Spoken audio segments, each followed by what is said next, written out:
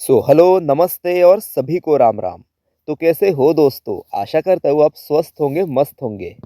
जिस liquid fertiliser का इस्तेमाल हम इन गुलदाउदी के पौधों में कर रहे हैं, उसी लिक्विड फर्टिलाइज़र को हम घर पर बड़ी ही आसानी से किस तरह से बना सकते हैं, आज की वीडियो में उस पर बात करेंगे।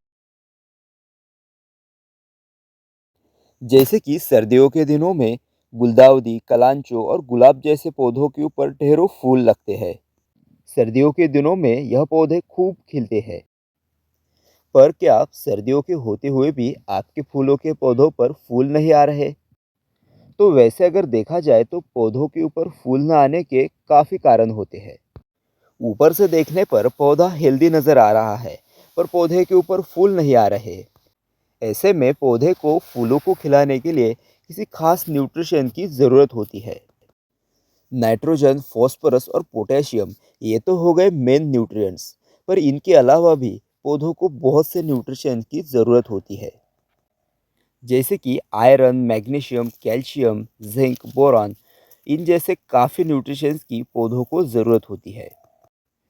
तो आज इन सभी न्यूट्रिशन से भरपूर एक लिक्विड फर्टिलाइज़र जो पौधों की ग्रोथ पर काफ़ी अच्छा असर डालता है। तो इस लिक्विड फर्टिलाइज़र को बनाने के लिए हमने यहाँ पर लगभग 10 से 15 लीटर पानी लिया है। ये है अच्छी तरह से डिकम्पोज हुई गोबर की खाद। कुछ कुछ कंपोस्ट टी की तरह ही यह लिक्विड बनकर तैयार होगा। और फिर मिलाना है बोन मिल। अगर आपके यहाँ आप बोन मिल का इस्तेमाल नहीं करते, तो आप इसकी जगह रॉक फॉस्फेट का भी इस्तेमाल कर सकते हैं। और रॉक फॉस्फेट भी अगर आपके पास अवेलेबल नहीं है, तो आप सिंपल लकड़ी की राख का भी इस्तेमाल कर सकते हैं। और इसी में तीसरा इंग्रेडिएंट्स है हमारा चाय की पत्ती। और यहाँ पर हमने फ्रेश चाय की पत्ती का इस्तेमाल किया है। आप अगर चाहे तो यूज्ड चाय की पत्ती का भी इस्तेमाल कर सकते हैं। और इसी में आप सरसों खली का भी इस्तेमाल ज़रूर करिए। फ़िलहाल अभी मेरे पास तो सरसों खली नहीं है, इसलिए मैं आपको नहीं दिखा सकता, पर अगर आपके पास हो तो आप इसका इस्तेमाल ज़रूर कीजिए। तो सरसों खली हमें लेनी कितनी है?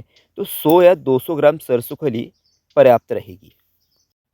आगे हमें कुछ भी नहीं करना है, सिर्फ इस बकेट को उठाकर किसी छायादार जगहों में इसे अगले 3 या 4 दिनों के लिए रख देना है। ऐसा बहुत बार देखने को मिलता है कि गुलाब का पौधा दिखने में तो सही है और हेल्दी भी दिख रहा है, पर पौधे पर फूल नहीं आते। और यह प्रॉब्लम गुलाब के साथ ज़्यादातर हमें देखने को मिलती है।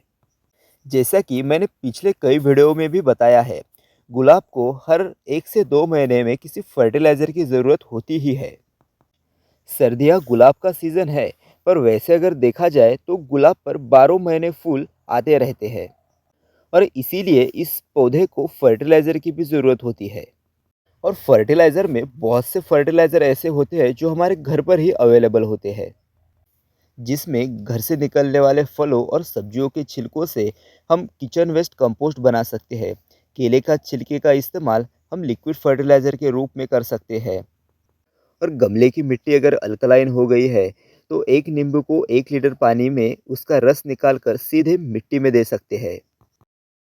हमारा इफ़ेक्टिव लिक्विड फर्टिलाइज़र तो तैयार हो चुका है और इसका इस्तेमाल हमने कल कर भी लिया है।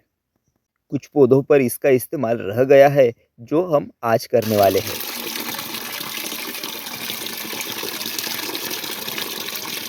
लिक्विड फर्टिलाइज़र तो बनकर तैयार है, पर इसका इस्तेमाल कैसे करना है? तो 2 लीटर लिक्विड फर्टिलाइज़र को 10 लीटर सादे पानी में मिक्स करना है। मतलब 1 लीटर लिक्विड तो 5 लीटर सादा पानी। इस फर्टिलाइज़र में पानी मुझे कुछ कम लग रहा है। और अभी इस लिक्विड फर्टिलाइज़र का इस्तेमाल हम सभी पौधों के ऊपर कर सकते हैं। तो अगर आप घर पर सब्जियां उगाते हैं, तो उन सब्जियों के पौधों के लिए यह लिक्विड फर्टिलाइज़र बहुत अच्छा काम करेगा। और आप अगर चाहे तो इसका इस्तेमाल मिट्टी के अलावा हम सीधे पौधों के ऊपर स्प्रे के रूप में भी कर सकते हैं, जिसके लिए लिक्विड फर्टिलाइज़र को अच्छे से छान ले और 5 लीटर सादे पानी की जगह इसमें थोड़ा और पानी मिला दे।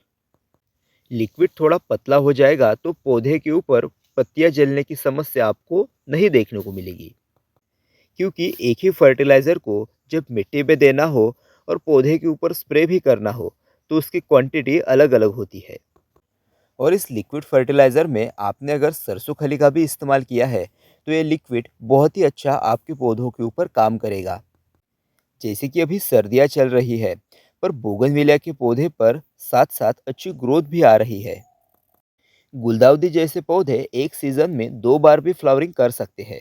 यहाँ पर देखिए, इस पौधे के ऊपर पहले एक बार फ्लावरिंग हो चुकी है और फिर अभी दूसरी बार फ्लावरिंग करने के लिए ये पौधा तैयार है। फूलों के सूखने के बाद लगभग 2-3 इंच नीचे हमने इसकी ट्रिमिंग कर दी थी, जिस वजह से नीचे से और कलियाँ इस पर लग गई है। गुलदाउदी के पौधे में ट्रिमिंग और पिंचिंग का काफ़ी बड़ा रोल है। ट्रिमिंग और पिंचिंग करने से पौधा जल्दी घना हो जाता है। घना पौधे के ऊपर काफ़ी ब्रांचेस आती है, जिस पर ज़्यादा कलियाँ लगती है। और ऐसा नहीं है कि सभी पौधे दोबारा से फ्लावरिंग करते हैं। कुछ पौधे होते हैं जो एक फ्लावरिंग खत्म होने के बाद उसी सीजन में दोबारा फिर से फ्लावरिंग करते हैं। और फ्लावरिंग के साथ साथ इन दिनों पौधों के ऊपर इंसेक्ट्स का हमला भी देखने को मिलता है, जिसके लिए नीम ऑयल का इस्तेमाल ज़रूर करें। तो ऐसे ही गार्डनिंग रिलेटेड वीडियो मैं आपके लिए लाता रहूँगा। आप चैनल को सब्सक्राइब कीजिए, वीडियो को लाइक कीजिए और अपने गार्डनर दोस्तों के साथ इसे शेयर कर दीजिए।